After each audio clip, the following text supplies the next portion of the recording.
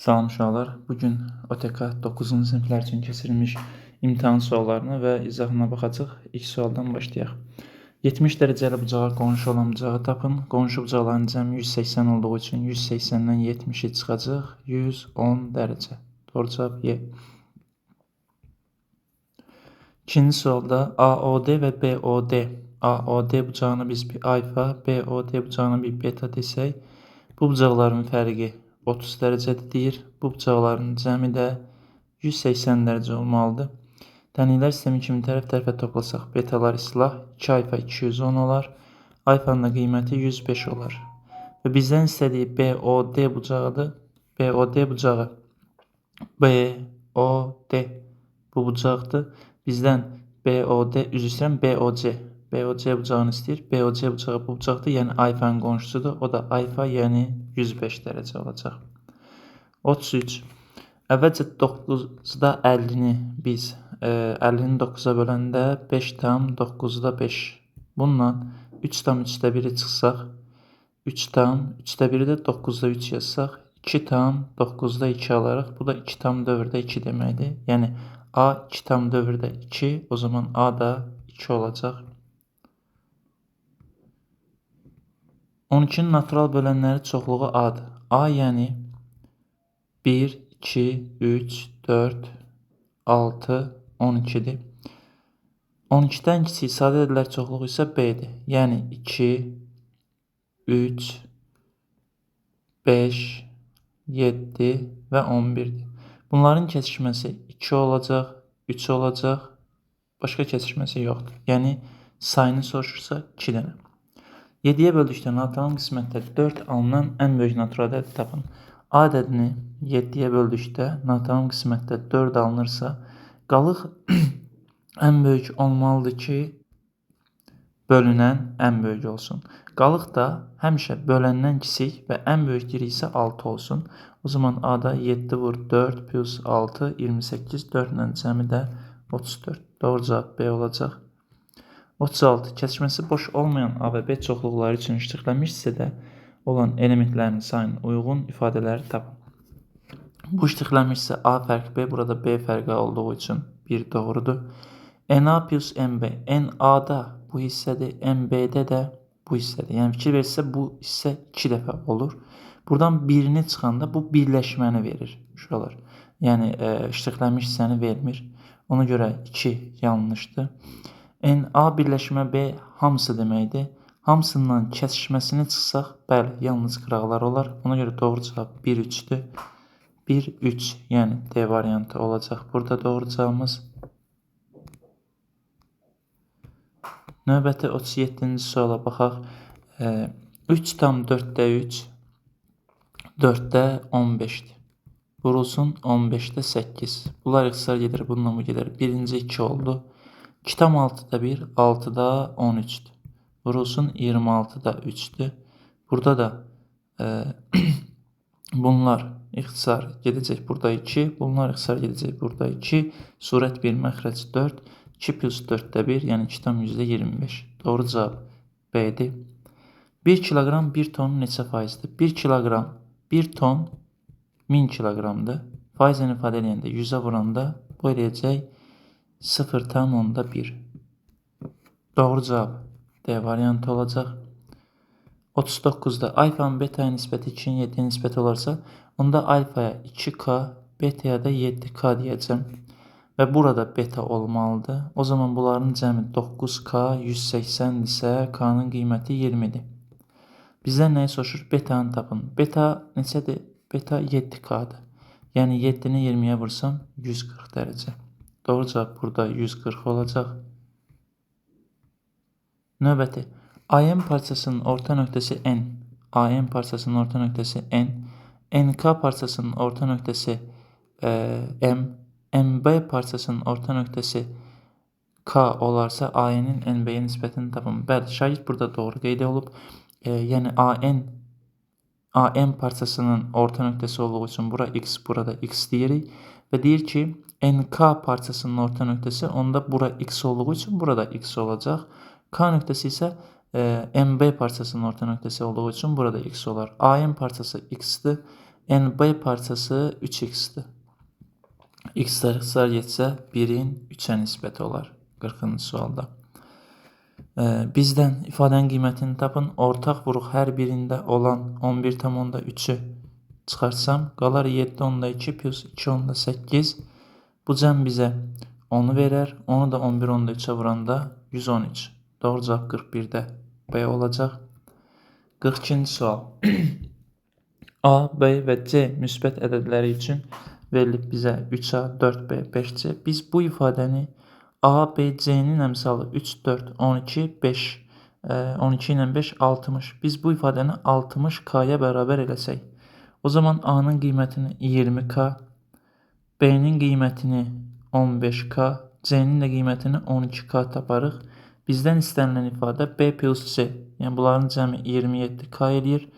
Bir də A minus B, bunların fərqi də 5K eləyir. K-lar ixtisar getsə 27 böl 5, 5,4. Doğru cavab Y variantı olacaq. Uzunluğu 48 km olan yolun 6'da 5 hissəsi asfaltlandıktan sonra asfaltlanmayan hissəni 6'da 5'i asfaltlanıbsa 6'da 1'i qalıb. Onda 48'in 6'da 1'ini tapsam 8 km. Doğru cavab B olacaq. A və B natural ədədləri üçün A böl 3 bərabərdir 4 böl B olarsa A plus B. A və B natural ədədlərində A-nın 3-ə nisbəti 4-ün B-yə nisbətidirsə, onda AB hasili 12-dir. Hasili 12 eləyən ədədlər 1, 12 olar, 2, 6 olar, 3, 4 olar və digərləri artıq təkrarlanır. A plus B cəmi 1 vur 12-də olur, yəni ən böyük 13 olur. A və B, A tək B cüt ədəd olarsa hansının qiyməti tək ədəd ola bilər? A tək ədəddir, B cüt ədəddir. Təklə cütün cəmi burada üstü cütdür, cüt ədəddir AB, AB üstü cüt həmişə cütdür. 2A cütdür, üzərinə B cütü gəlsəm cüt, cütün qüvvəti cütdür. 2A yenə də cüt, üzərinə B gəlin cüt, cütün üstü tək yenə cütdür. 4A cütdür, üzərinə cütü gəlsəm cüt olar, cüt üstü cütdür. Bəli, D variantı. Çünki A plus B təklə cütün cəmi tək ədəddir. Tək üstü tək də tək verəcək. Doğru cavab D-dir. 3 elementi olan A çoxluğunun 5 elementi olan B çoxluğunun alt çoxluğu olarsa, deməli, bu bizim B çoxluğumuzdur. Daxilində də bir A çoxluğu var. 3 element buradadır, onda 2 element buradadır ki, B-nin 5 elementi var. Bunların kəsişməsi 3'dür, hər ikisində olan. Birləşməsi isə 5'dir. Və bu ədədlərin də cəmi 3 elementi olanla 5 elementi olan cəmi 8 olacaq. Doğru cavab 8. OD şüası AOS düz bucağının tənbölənidir. Biz bir dənə düz bucaq çəksək, AOS və OD tənbölənidir. OY şüası isə AOD bucağının tənbölənidir. AOD-nin tənbölənidir. O zaman bu 45'in 22,5'i burada. Çünki tənbölən deyirsə yarıya bölür. 22,5'i buradadır. Burada 45'dir.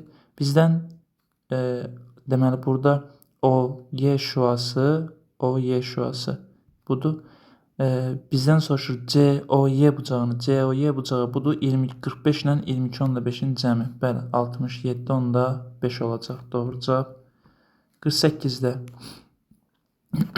A plus B'ni tapın. Biz bunları tərəf-tərəfə toplasaq 87 ilə 12 99 tam 3 ilə 6'nın cəmi 9 456 ilə 543'ün cəmi də 9 9 9. Bu 99 tam dövrdə 9 və yaxud 100 deməkdir. Çünki 99 tam dövrdə 9, dövr 9 1-dir. 99'dan cəmlənir 100 olur.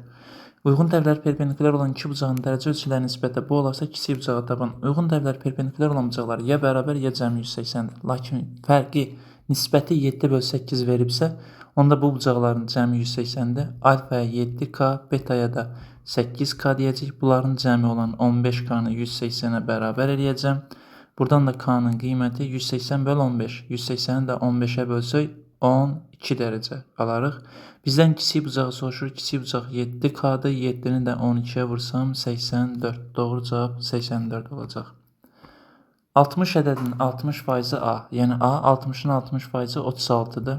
A 36'dır. B 70 ədədinin 70%'dir. Yəni B 70'i 70'e vurub 100'e bölsəm 49'dur. B minus A'nı soruşur. 49'dan 36'sını çıxsam 3, 13. Doğru cavab 13 olacaq. AB və CD iki rəqəmli ədədləri üçün AB plus CD plus 9B bərabər 80 çıx 9D olarsa A plus B plus C plus D'ni tapın. AB 10A plus B'dir. CD 10C plus D'dir. Plus 9B plus 9D. D'ni sola keçirdim. Bərabərdir 80'ə. Burada 10A 9B ilə B'nin cəmi 10B 10C bir də D ilə 9D 10D. Bərabərdir 80 alaram. Hər tərəfi 10'a bölsəm B plus C plus D plus A bərabər olar 8'ə. Doğru cavabımız burada 8 olacaq. Birinci qutuda olan kürəciklərin 30%, ikinci qutuda olan kürəciklərin isə 60% ağ rənglidir. Bu iki qutuda bütün kürəciklərin 55% ağ rəngli olarsa, birinci qutuda olan ağ kürəciklərin, ikinci qutuda olan ağ kürəciklərin neçə faizini təşkil edir?